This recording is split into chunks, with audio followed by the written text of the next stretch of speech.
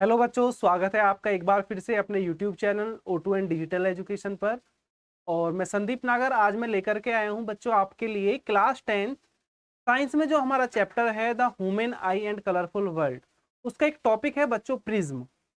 Prism के बारे में आज हम यहाँ सीखने वाले हैं। हम ये देखेंगे कि प्रिज्म क्या है आपका, ठीक है, और प्रिज्म से लाइट का रिफ्रैक्शन किस टाइप से होता है, ये सारी चीजें आज हम यहाँ अपनी क्लियर करेंगे। तो चलते हैं बच्चों।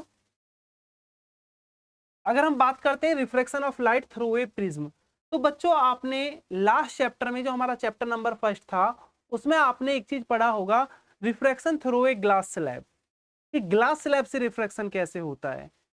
अब यहाँ पे हम क्या करेंगे, यहाँ पे हम प्रिज्म से पढ़ेंगे। जनरली अगर देखा जाए प्रिज्म क्या है आपका, प्रिज्म आपका एक ट्रांसपेरेंट मीडियम है जिसमें आपकी कोई भी दो जो सरफेस होते हैं, आपके दो आप इन्हें क्या कह सकते हैं, ये ट्रांसपेरेंट सरफेस होते हैं, वो एक एंगल पे क्या होते हैं, इंक्लाइंड होते हैं। और इसकी शेप जो होती है वो ट्रायंगुलर शेप होती है, ठीक है। किस टाइप से, अगर आप ये देखें,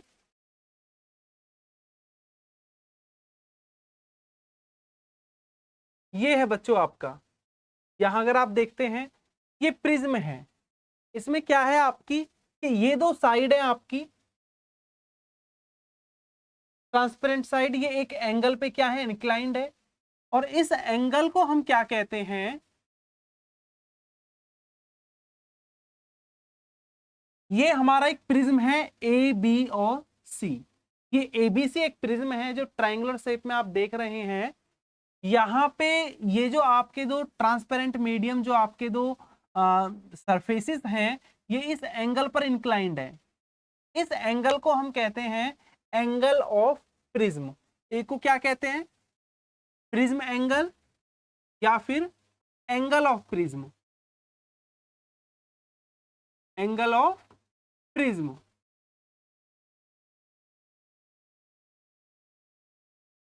ठीक है। यहां पे अगर हम ये लेकर के चलते हैं बच्चों कि एक रे ऑफ लाइट है, इस रे ऑफ लाइट को अगर हम ये मान करके चलते हैं कि ये रे है पी क्यू ई, ये आपको दिखाई दे रही होगी पी क्यू ई। तो ये रे आपका जब इस पे इंसिडेंट होगा, किस पर, आपका जो प्रिज्म एबीसी है, इसकी जो साइड ए बी है, इस साइड ए बी पर जब ये लाइट क्या होगी आपकी इंसिडेंट करेगी, तो फिर इसका रिफ्रैक्शन होगा। अब रिफ्रैक्शन होने के लिए हमें क्या चाहिए, यहाँ परपेंडिकुलर चाहिए।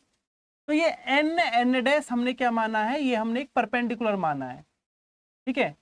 अब जब भी हमारी रे ऑफ लाइट रेयर से डेंसर की तरफ मूव करती है, तो वो हमेशा नॉर्मल के टुवार्ड्स में बेंड हो जाती है। तो ये हल्की सी आपकी रे क्या हो जाएगी, बेंड हो जाएगी। फिर जब ये दूसरा सरफेस इसका आएगा प्रिज्म का एसी, इस एसी सरफेस पे जहां पे ये सरफेस को टच कर रही है रे हमारी, तो यहां अगर नॉर्मल ड्रॉ करो आप एम एम डैश, तो अब ये डेंसर से रेयर में जा रही है। तो डेंसर से रेयर में जाने पर जो रे ऑफ लाइट है क्या होती है, वो नॉर्मल से 4 दूर हटती है। तो ये हमारा नॉर्मल है, तो इस नॉर्मल से क्या हो गई, दूर हट गई आपकी रेज। इसको हमने माना एफ आर एस। तो अगर आप इसमें देखें कि इसका रिफ्रैक्शन हो गया इस टाइप से। अब अगर आप इस रिफ्रैक्टेड रे को आगे की तरफ बढ़ाते हो, जो आपकी इंसिडेंट रे है ये, और इस रिफ्रैक्टेड रे को ऐसे पीछे की तरफ बढ़ाते हो, तो इन दोनों रेस के बीच में जो एंगल बनेगा ये एंगल डी, इसको हम कहते हैं एंगल ऑफ डेविएशन। क्या कहते हैं, एंगल ऑफ डेविएशन। आप इसे अगर इस तरीका से डायग्राम में ना देख करके आप इसे सिंपली फॉर्म में ऐसे अपने आप भी ड्रॉ कर सकते हैं, इस टाइप से, कि अगर हम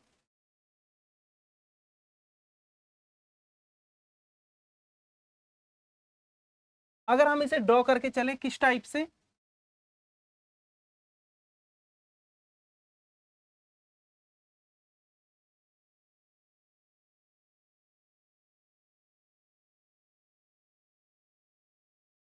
refraction through a prism.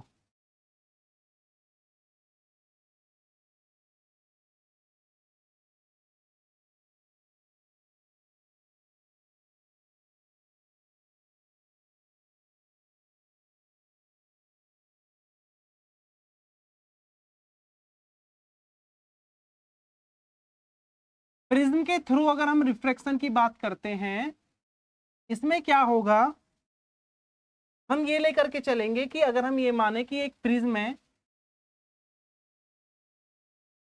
ABC, ABC क्या है, एक प्रिज्म।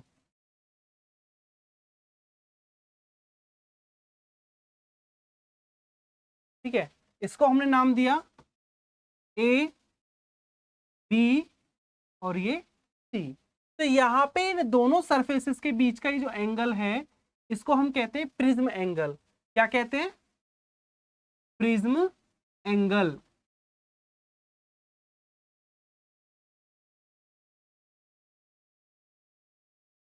Prism angle. अब हमारा ये जो प्रिज्म है, इसका एक जो सरफेस है ए बी, अगर हम इस पर लाइट इंसिडेंट मानते हैं कि यहां से लाइट अगर इंसिडेंट की जाए इस टाइप से,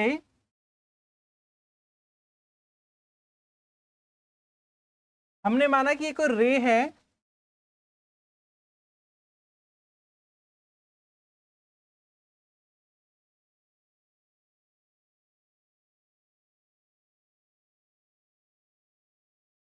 ठीक है, इस टाइप से हम मानेंगे कि कोई पी क्यू रे है।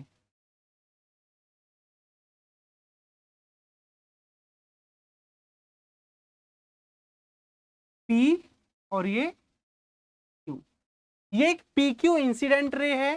अगर अब यहां आप क्या करते हैं, नॉर्मल ड्रॉ करें,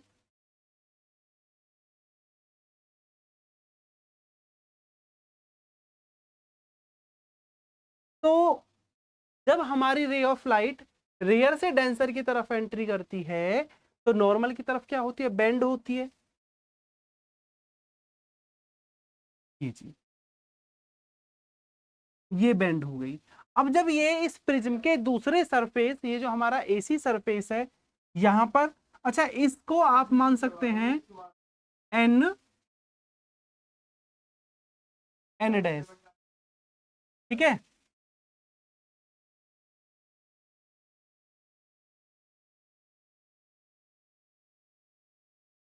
ये नॉर्मल है हमारा। तो अब क्या होगी, अब डेंसर से रेयर में जा रही है तो इससे दूर हटेगी, तो पी क्यू इसको हम मान लेते हैं आर, और ये हमारी रे आ गई एस। तो अब हमें ये मालूम है कि इंसिडेंस एंगल को अगर हम देखें, अगर हम ये एंगल क्या लेके चलते हैं, आई, तो ये रिफ्रैक्शन जो आपका रिफ्रैक्टेड एंगल क्या हो गया, आर। ऐसे इधर हम इसे क्या मान लेते हैं, आई डैश, और ये हमारा आता है आर डैश। लेकिन अगर आप यहाँ पे एक चीज देखते हैं कि अगर हम इस इंसिडेंट रे को आगे की तरफ बढ़ाएं और इस रिफ्रैक्टेड रे को पीछे की तरफ, तो जिस पॉइंट पे जाके मिलेंगी, यहां ये जो एंगल ड्रॉ होगा उसको हम कहते हैं डी या फिर डेल्टा, और इसको कहते हैं एंगल ऑफ डेविएशन। क्या कहते हैं, एंगल ऑफ डेविएशन।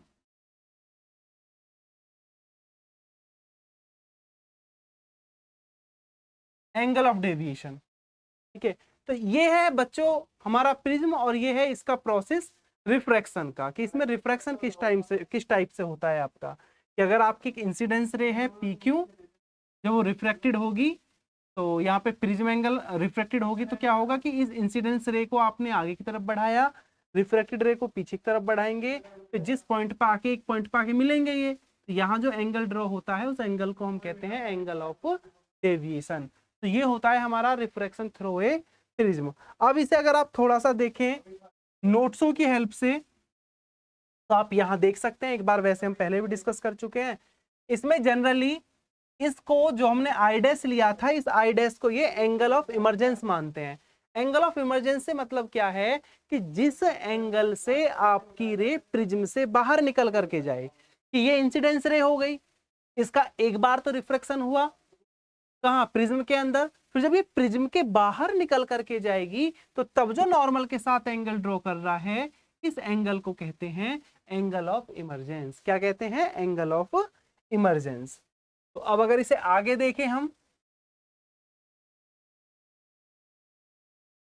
यही सारी चीजें इसमें क्या है आपको बताया गया है एंगल ऑफ डेविएशन के बारे में। अब एक नेक्स्ट टॉपिक आता है डिस्पर्जन ऑफ व्हाइट लाइट। सबसे पहले तो बच्चों आपको ये पता हो कि व्हाइट लाइट क्या होती है। तो बच्चों व्हाइट लाइट से हमारा मतलब होता है कि वो लाइट जिसमें हमारे 7 कलर्स हों। जैसे सनलाइट, सनलाइट क्या होती है कि इसमें 7 टाइप्स की कलर्स आपके क्या होते हैं, प्रेजेंस होते हैं। तो combination of 7 lights is known as white light. तो यहाँ पे डिस्पर्जन से मतलब क्या है बच्चों, प्रिज्म में क्वालिटी होती है, प्रिज्म की एक नेचर होती है कि अगर आप प्रिज्म पर एक व्हाइट लाइट इंसिडेंट कराते हैं तो प्रिज्म इस व्हाइट लाइट को 7 कलर्स में डेविएट कर देती है, डिस्पर्स कर देती है। ठीक है, और इसी फिनोमिना को हम कहते हैं डिस्पर्जन ऑफ व्हाइट लाइट। क्या कहते हैं जी? Dispersion of white light. इस टाइप से अगर आप देखें ये जी आपका कि आपका जो प्रिज्म है, अगर आप यहां देखें तो ये प्रिज्म आपका probably split the incident white light into A band of colours. और ये बैंड ऑफ कलर्स क्या होते हैं? ये वो 7 कलर्स हैं जिसको हम क्या कहते हैं, विवग्योर। आपने शायद छोटी क्लासों में पढ़ा भी होगा विवग्योर।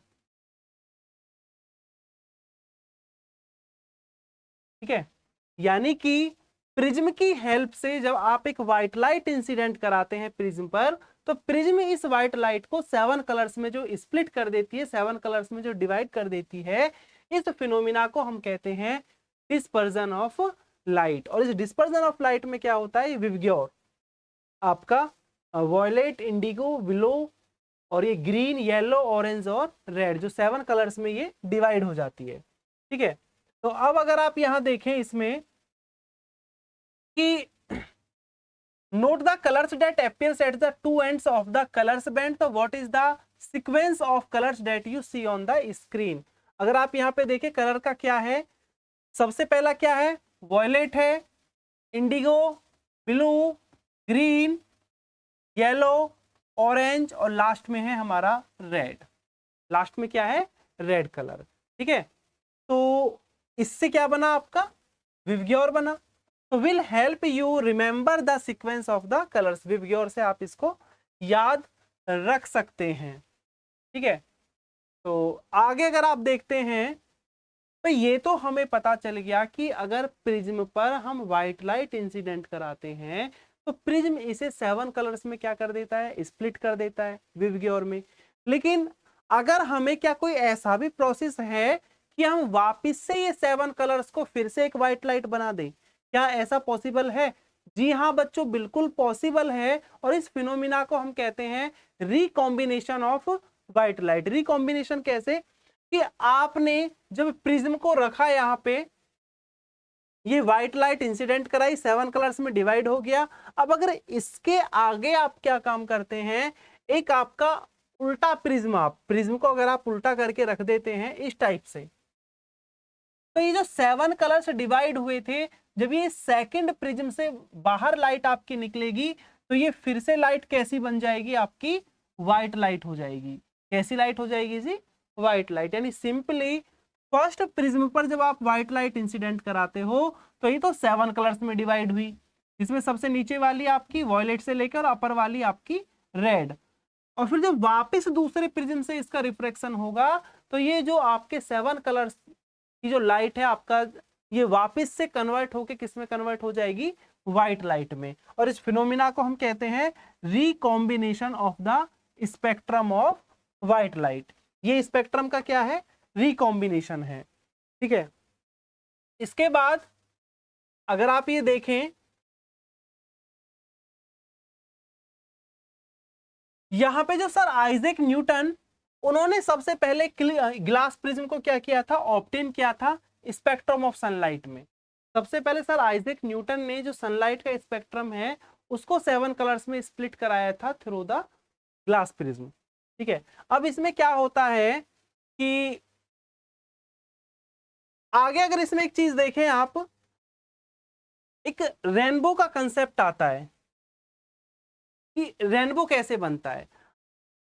सबसे पहले तो बच्चों अगर आप देखें कि रेनबो जो आपका बनेगा हमेशा तब बनता है जब आपकी बारिश, अगर बारिश हुई है मोस्टली और उसके बाद अगर फिर धूप निकलती है आपकी सनलाइट में, तो आपको रेनबो दिखाई देगा। क्यों? क्योंकि हमारे एनवायरमेंट में जो वाटर ड्रॉपलेट्स होते हैं वो बिहेव करते हैं एज ए प्रिज्म, क्योंकि जब उन वाटर ड्रॉपलेट्स पे सनलाइट आपकी इंसिडेंट होती है तो वो सनलाइट उनकी हेल्प से आपके डिफरेंट कलर्स में स्प्लिट हो जाती है, तो उसकी वजह से क्या होता है, रेनबो का फॉर्मेशन होता है।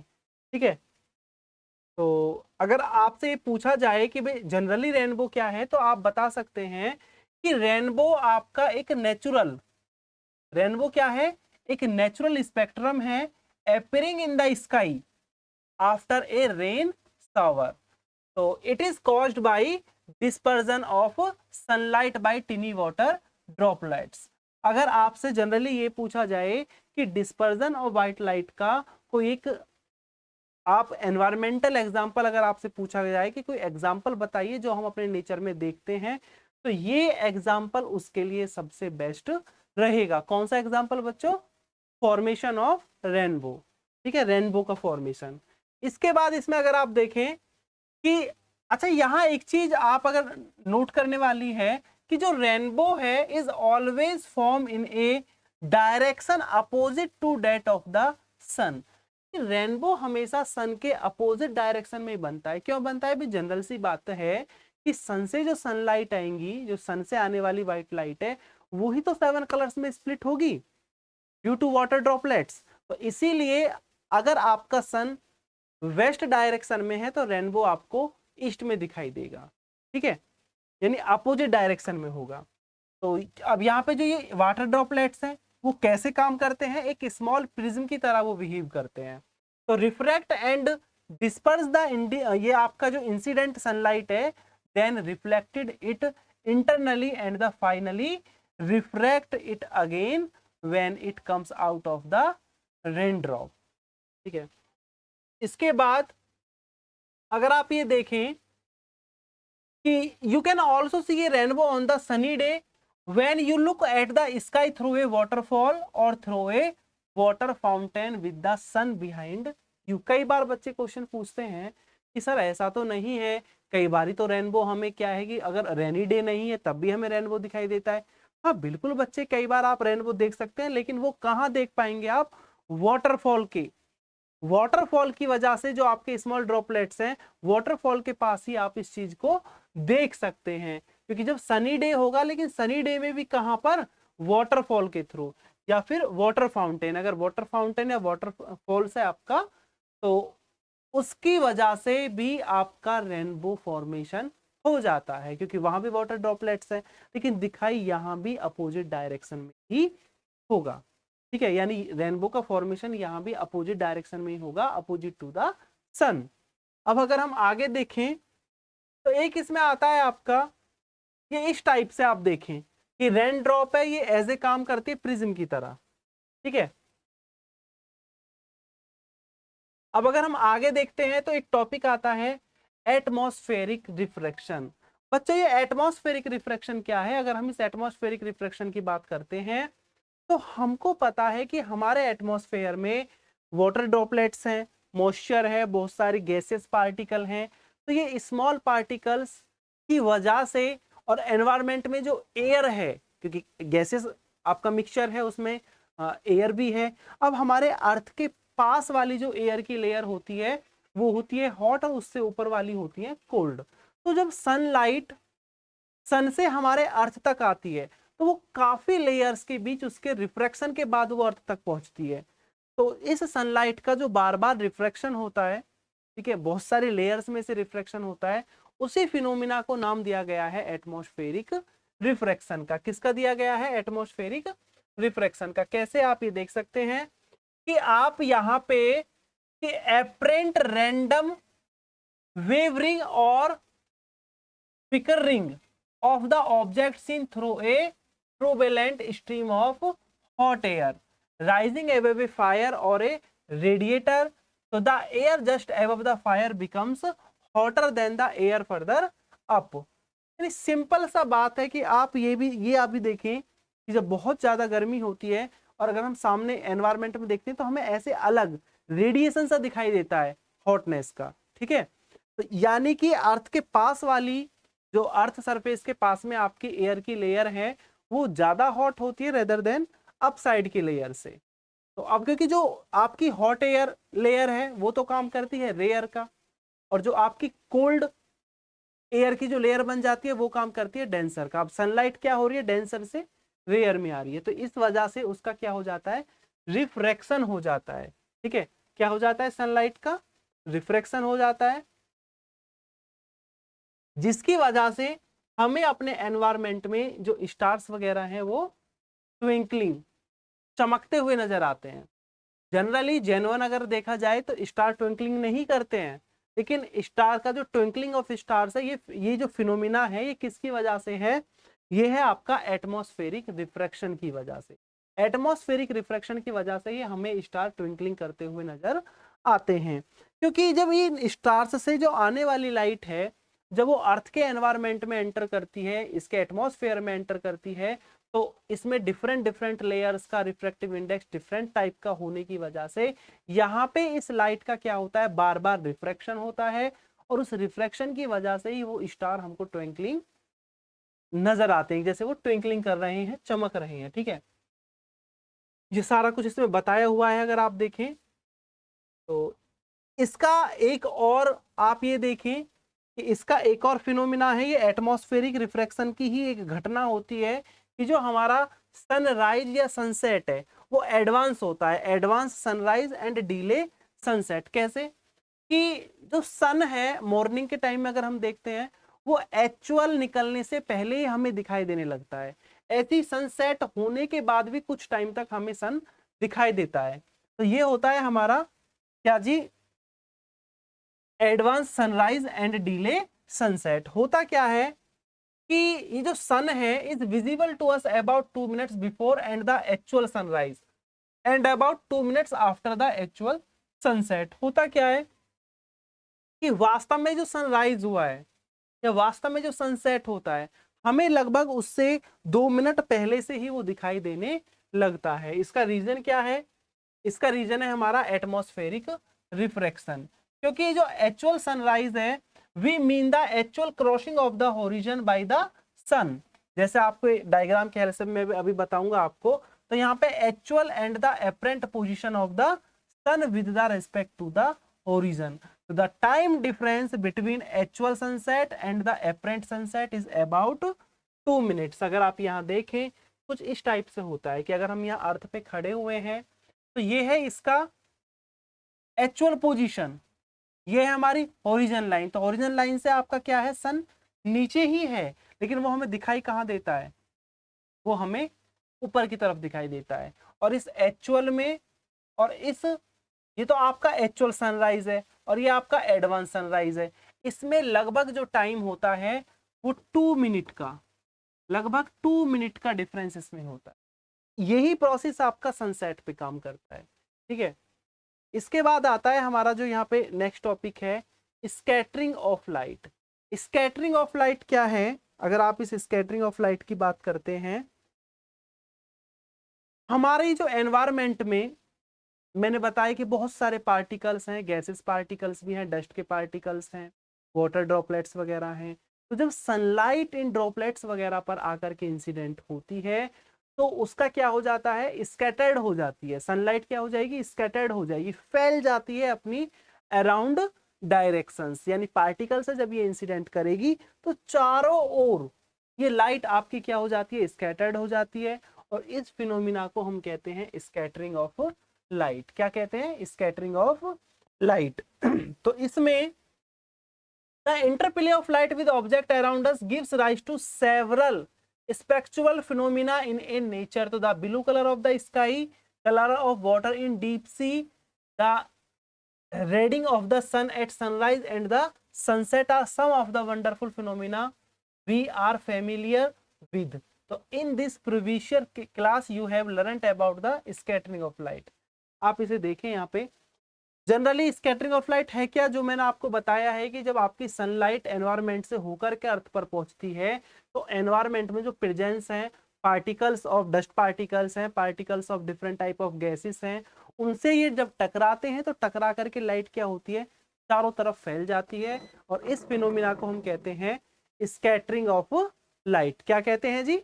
Scattering of light. ठीक है। अब इसी की वजह से हमें जो आसमान का रंग नीला दिखाई देता है, कि स्काई कलर क्या है, स्काई इज ब्लू, वो इसी की वजह से हमें ब्लू दिखाई देता है।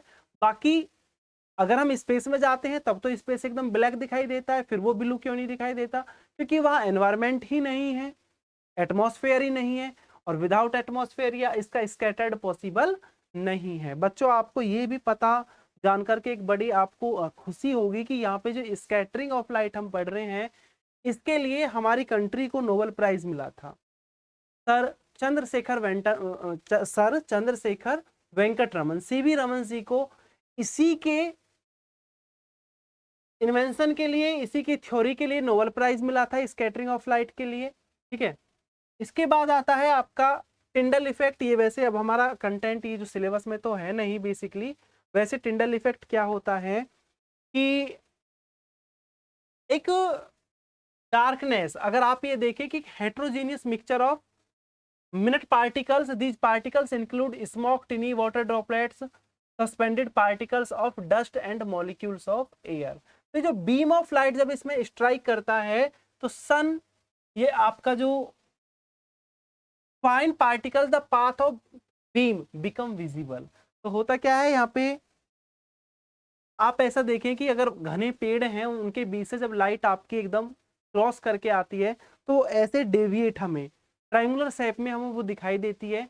यानी वो सनलाइट का ये पार्टिकल्स वगैरह से एकदम मुड़ करके जो आना है वो क्या है, आपका टिंडल इफेक्ट है। ठीक है। तो इसमें बच्चों क्योंकि थ्योरेटिकल पार्ट है ये चैप्टर जो है, इसमें अब इससे ज्यादा और कुछ आपका है नहीं। प्रिज्म का बेसिकली रिफ्रैक्शन वो पूछता है। जनरली क्वेश्चन आ जाते हैं कि जो रेडिश कलर क्यों है, तो स्कैटरिंग ऑफ लाइट की वजह से है। क्योंकि यहाँ अगर आप देखें कि जिस कलर की वेवलेंथ ज्यादा होती है वो उतना ही कम स्कैटर्ड होती है, इसीलिए सिग्नल्स वगैरह के लिए भी हम रेड कलर का ही यूज करते हैं। ठीक है। तो लगभग ये चैप्टर आपका बच्चों फिनिश है। मिलते हैं हम अपने नेक्स्ट चैप्टर में, और नेक्स्ट चैप्टर होगा हमारा इलेक्ट्रिसिटी। 10th क्लास का जो नेक्स्ट चैप्टर की अब हम वीडियो अपनी बनाएंगे आगे, आपको जो थोड़ा समझाने की कोशिश करूंगा मैं इलेक्ट्रिसिटी में। तो मिलते हैं बच्चों अपनी नेक्स्ट वीडियो में, तब तक के लिए धन्यवाद।